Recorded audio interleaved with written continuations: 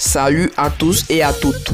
Le thème d'aujourd'hui est comment réussir ses études ou encore comment être capable d'étudier efficacement. Allez, on commence. Est-ce que j'utilise les bonnes méthodes? Est-ce que je vais pouvoir tout retenir? Est-ce que je vais réussir? Telles sont les questions qu'un bon nombre d'étudiants se posent. Des méthodes et conseils adaptés pour chacun existent. Bien étudier, c'est d'abord bien se connaître. Être efficace, c'est s'organiser et choisir des méthodes de travail qui vous correspondent. Et vous aurez des résultats à la hauteur de vos espérances.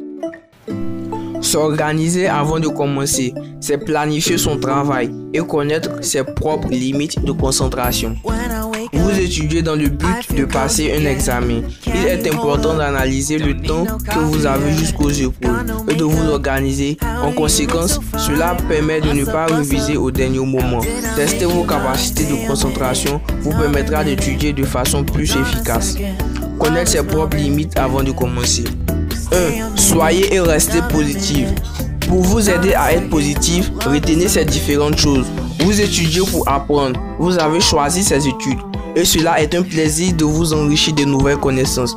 Dites-vous et répétez-vous que vous allez réussir, car vous aimez cet apprentissage qui vous permettra d'exercer le métier que vous envisagez pour vous.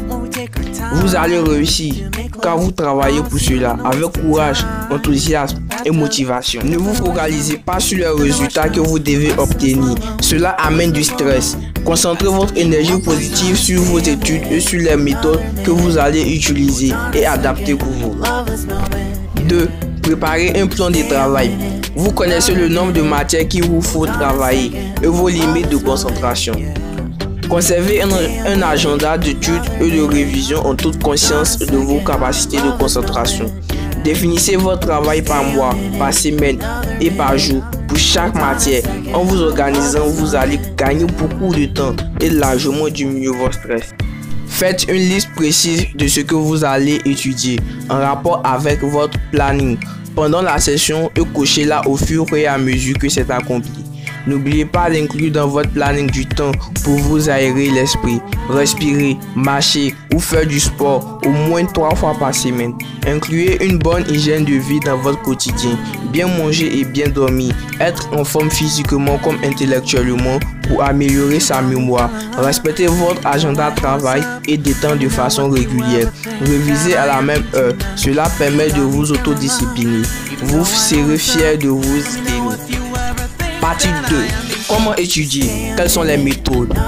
Étudier efficacement demande d'abord un bon environnement ou un endroit adapté pour vous.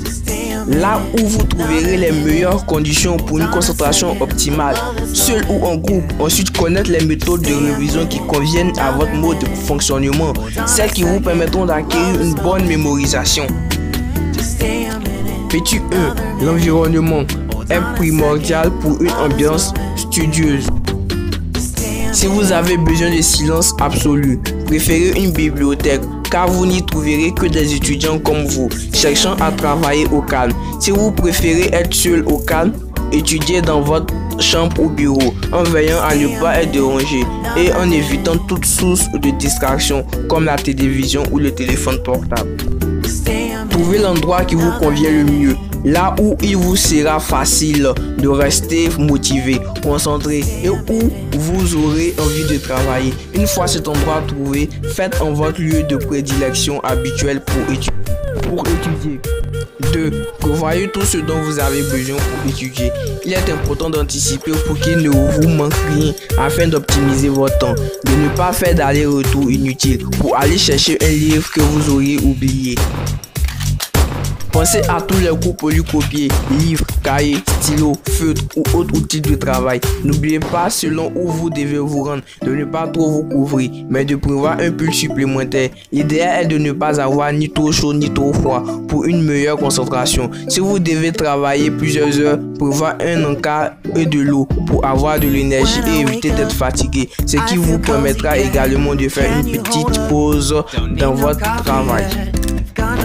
Si vous aimez travailler en musique, prenez un lecteur MP3 avec votre musique préférée plutôt que votre portable qui risquerait d'être une source de distraction, SMS reçu ou un appel non attendu et perturberait votre concentration. Essayez d'être le plus ordonné possible afin de vous permettre de travailler avec méthode. 3. Utilisez plusieurs méthodes de révision. Essayez plusieurs méthodes pour vous permettre de comprendre et de définir celles qui vous correspondent le mieux. Varier les méthodes, c'est aussi apprendre avec plus de plaisir. C'est se donner toutes les chances de réussite. Quelques rappels des meilleures méthodes d'apprentissage. Lire les informations et prendre des notes, faire des fiches, retranscrire par soi-même sur les feuilles blanches, créer des flashcards, le mind mapping pour comprendre et retenir des informations de façon durable. La loi de Pareto, sélectionner l'essentiel à retenir. La méthode seule, sens, enfance, lien, apprendre en s'amusant, inventer des histoires pour retenir plus facilement. La méthode de liaison, SAC, sélection, association, connexion. Se tester, se contrôler pour vérifier ses acquis, bien utiliser sa mémoire, mettre sa mémoire en action le plus souvent possible, compréhension, mémorisation réactivée et ancrée, se poser plein de questions pour réfléchir sur les réponses en s'informant autrement, travailler en groupe pour parler ensemble des apprentissages. 4. Multiplier les ressources d'aide. Enrichir son apprentissage en s'informant de différentes façons. Cherchez l'information complémentaire, demandez de l'aide au professeur, cherchez les documents ou livres en bibliothèque, posez des questions à votre entourage. C'est tout pour cette vidéo. C'était un showtap. N'hésitez pas à liker la vidéo et de vous abonner à ma chaîne YouTube et de commenter la vidéo. S'il y a des défauts, vous pouvez mettre son commentaire pour pouvoir m'améliorer la prochaine fois. Ciao.